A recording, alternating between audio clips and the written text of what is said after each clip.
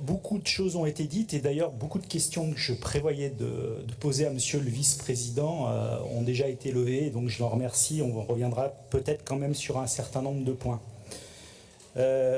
Évidemment, saluer votre travail, Monsieur le Vice-président, hein, puisqu'il y a vraiment une volonté de maintenir un cap budgétaire clair dans un contexte, nous le savons, hein, et nous en avons discuté depuis ce matin contraint, et nous actons le maintien du volume global du PPI, qui en soi est un signal politique important. Pour autant, quelques remarques qui restent.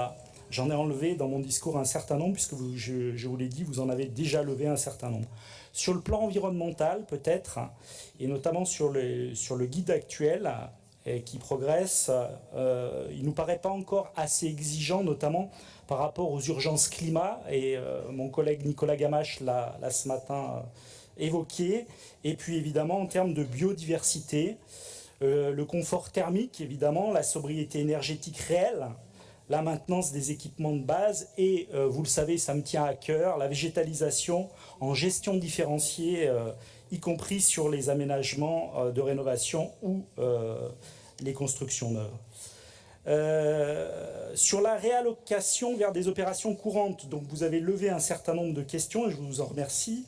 On peut quand même regretter que vous ayez ajourné ou décalé plutôt la construction de nouveaux lycées, notamment à Léognan et dans l'Ouest Médoc.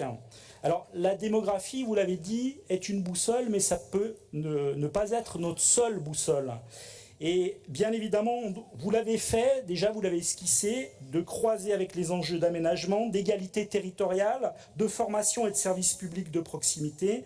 C'est vrai que quand certains jeunes, notamment du côté de Lacanau, passent 2 heures par jour dans le bus, c'est préoccupant d'abord et c'est à eux qu'on pense par rapport à leur réussite scolaire.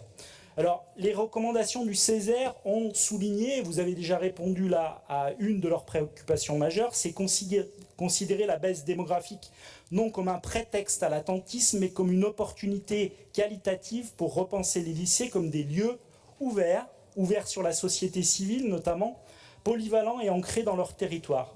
Mais il y a un point sur lequel je souhaiterais également que vous réagissiez, Monsieur le Vice-président, c'est un autre point soulevé par le Césaire, qui dit d'isoler clairement la part énergie dans les budgets afin de gagner en transparence, en efficacité et en pilotage stratégique.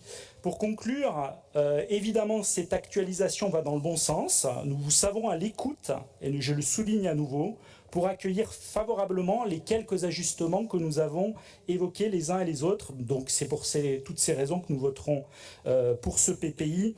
Et quant aux réserves, puisque vous avez eu, peut-être vous n'auriez pas dû d'ailleurs nous parler de réserves, vous avez un petit peu fait un teasing par rapport à un programme sport, donc on espère que vous allez nous en dire plus très rapidement.